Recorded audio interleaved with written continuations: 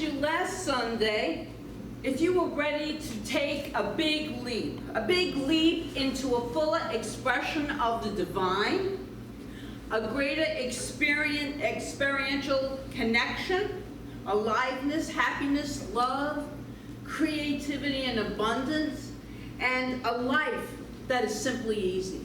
Now, last week I asked that. Most of you told me yes. And some of you were more enthusiastic about it than others. But I'm sure everyone here would say, yes, a life that is simpler, life that works for me. I'm ready. So we are basing the talks for this month on a book by Gay Hendricks, which I have right here. It is a long title, but it's The Big Leap is the shorter version of that title. It's The Big Leap. Conquer your hidden fears and take life to the next level. And that's Gay Hendricks. Maybe you've heard of him. And I absolutely love, and you probably can't see it, but the graphic on this cover is of this little fish, and he's in a little fishbowl, and he's jumping into the larger fishbowl. We have a great analogy of that today, an example of it. Did you know, this is so interesting, did you know that a koi, which is a Japanese carp, if it's kept in a small fishbowl, it grows between 3 to 6 inches. And if you move it into a larger fishbowl, it will grow 6 to 10 inches. And in a bigger pond, it will grow to 1.5 feet. But if it lives its life in a lake, it will grow to 3 feet long. 3 feet long. We are something like that fish sometimes. Small fishbowl.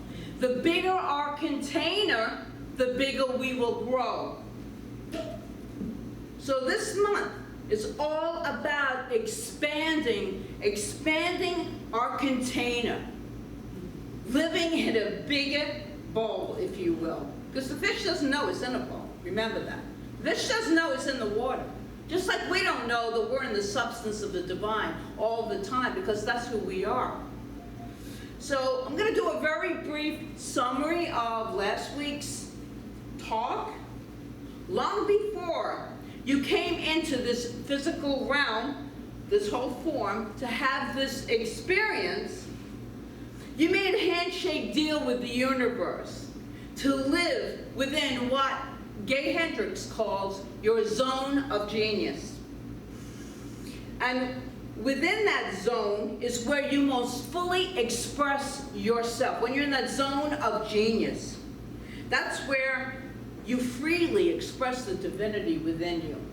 It shows up through your unique gifts and talents, which we all have, by the way, in case we didn't know.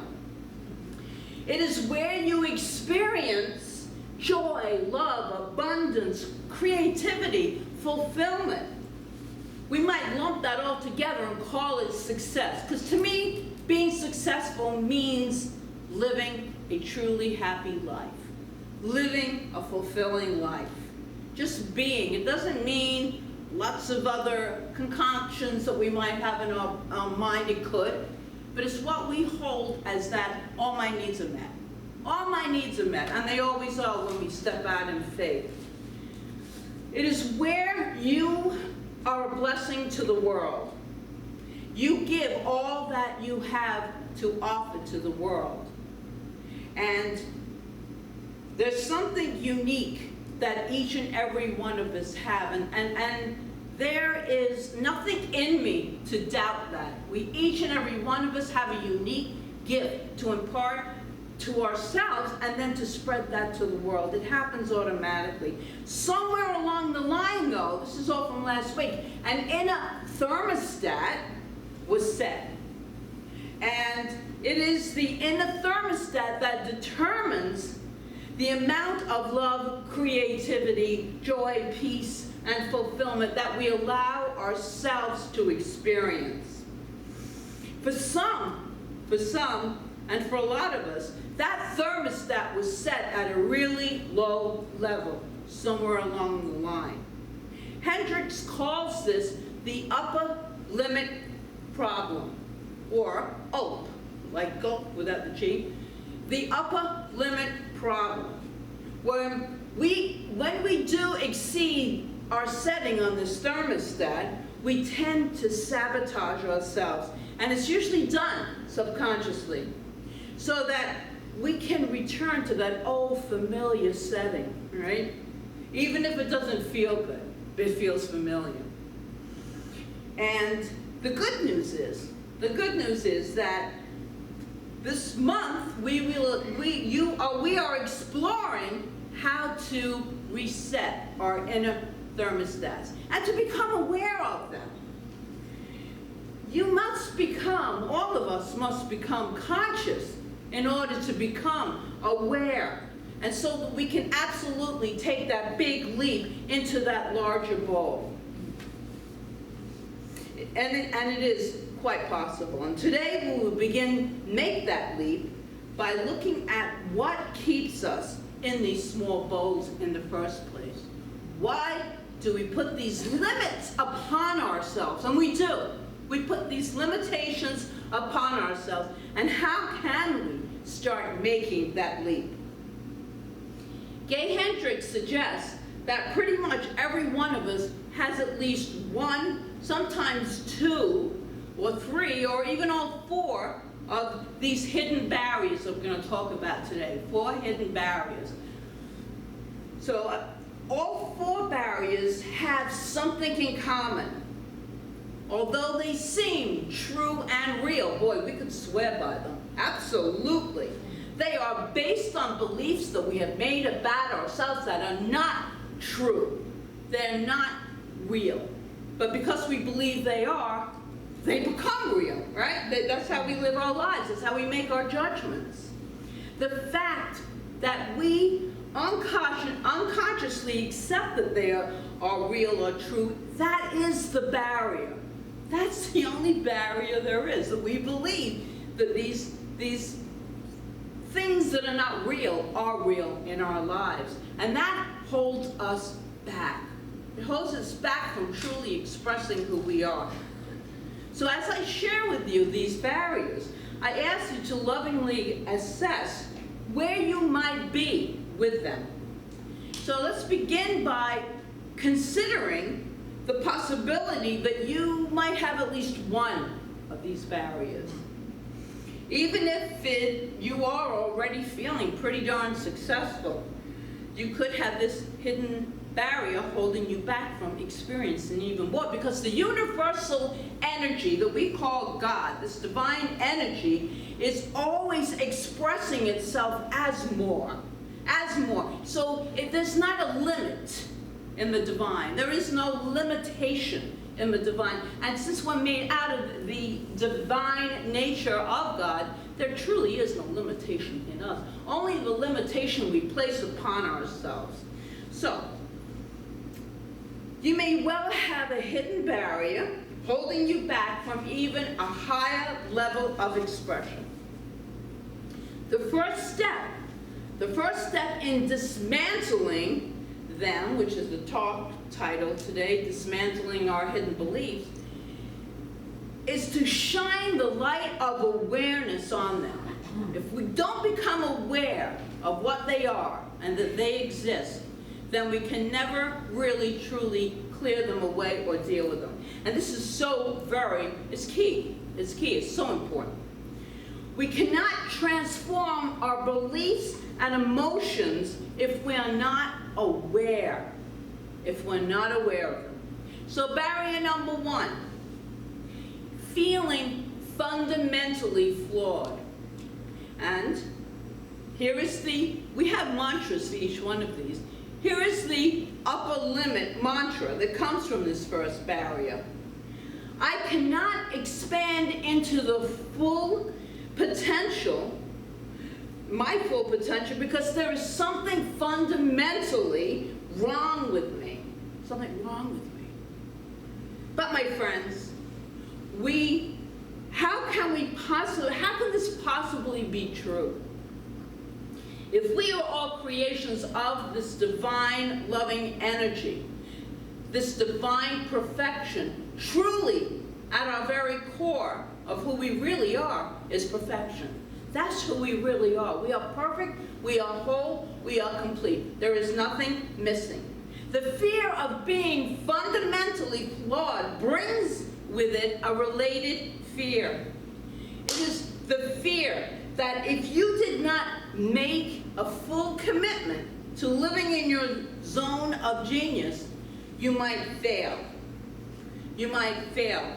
It's the belief that your genius is flawed. We even think our divinity is flawed. The God within us, which if we believe that, which we do, is flawed, which is an absolute falsehood right there. That's impossible.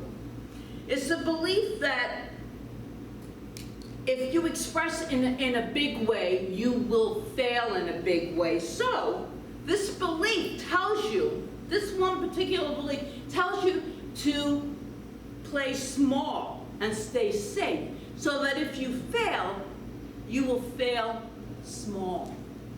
And I personally do not believe in that word of failure. I believe that every single thing we do is a lesson to be learned. It's a lesson we can grow from. Everything in life. And if we play small and we fail small, then maybe nobody will notice. I know that I used to play small for a large part of my life, most of my life, and it really didn't feel good. It might feel safe. It might feel safe and keeps the status quo going, but it's not expressing the truth of who we are. So, have you ever been in one of those situations where it's like, I don't know what my purpose is, I don't know what my gifts are, but that's where I was.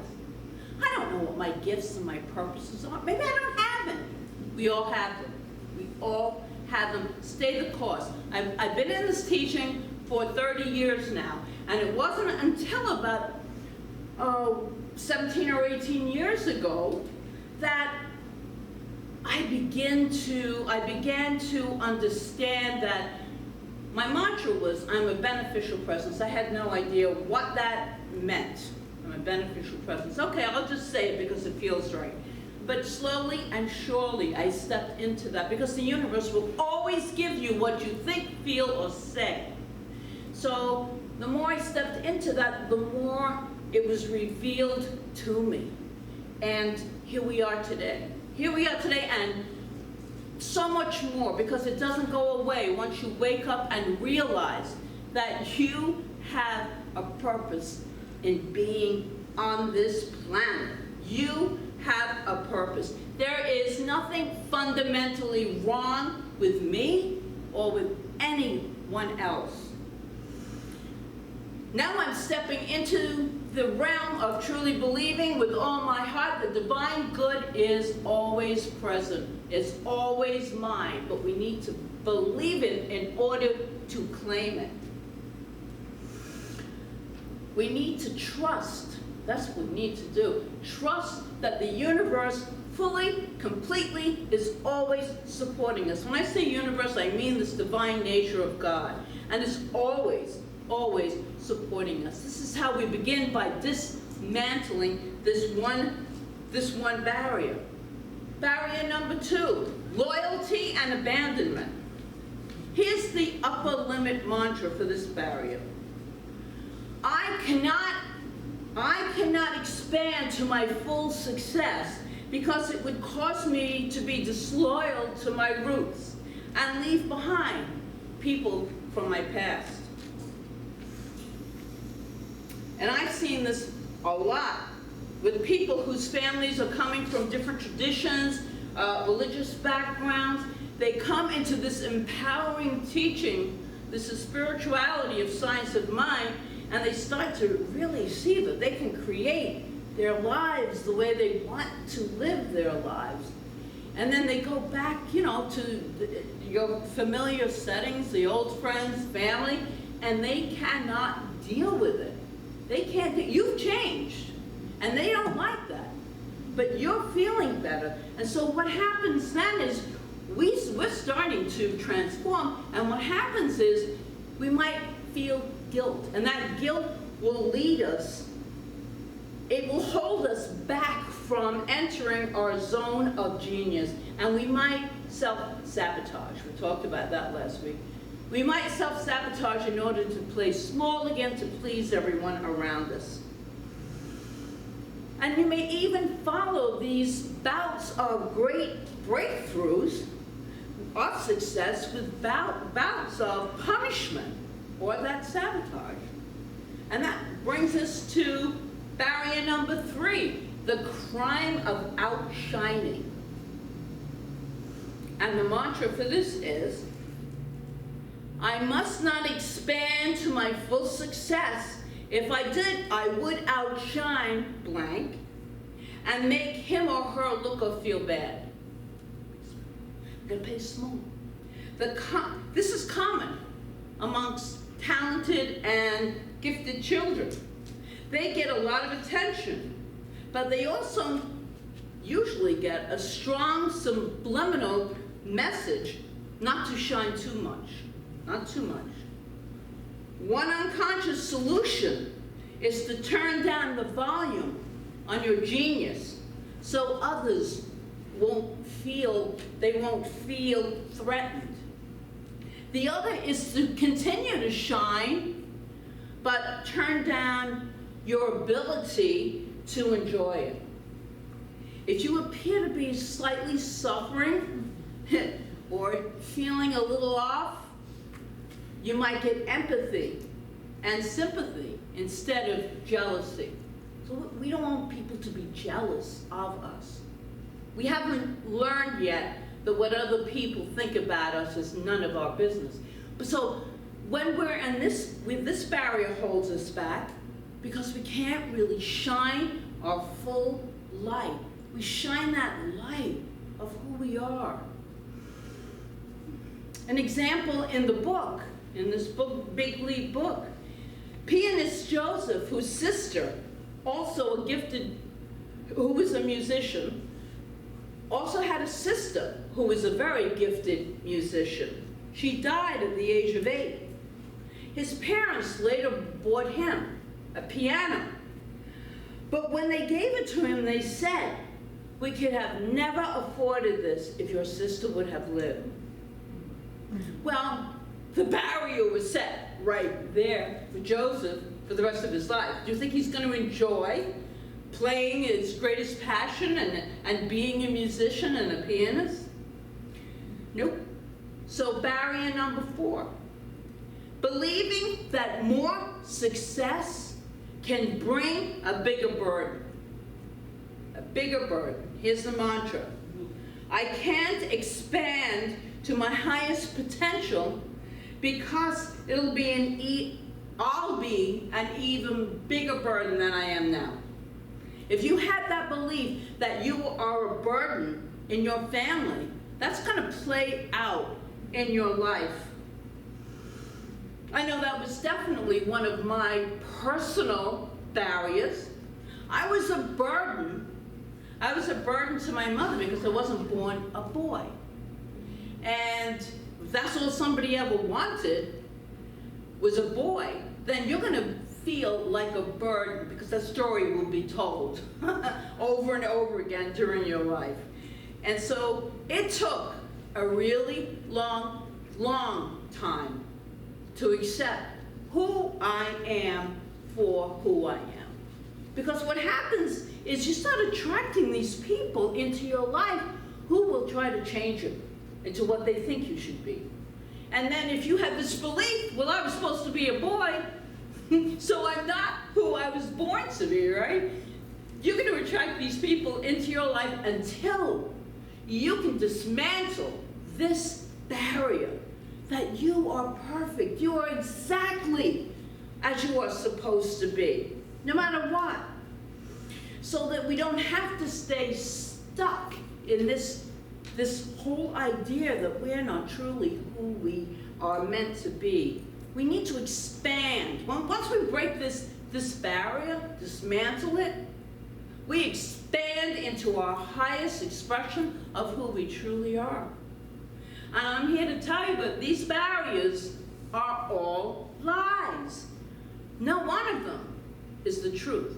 It's something we have believed, and most of the time, these barriers were formed before we were even in kindergarten. These beliefs were established before we were 4 or 5 years old, and we've been dragging them around thinking they're true for our whole entire lives. And we can stop it. Once we become aware, we can dismantle it.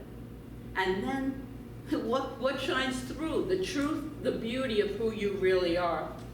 Hendricks writes this: if we remove the guilt of the crimes we have been convicted of before we walk into kindergarten, we are liberated from the main issues that trigger this upper limit problem.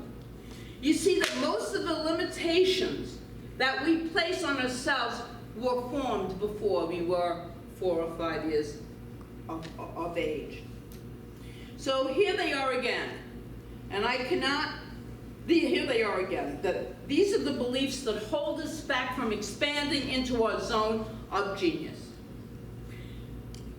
First, because there is something fundamentally flawed within me. The second one, because it would cause me to be disloyal to my roots and leave people behind.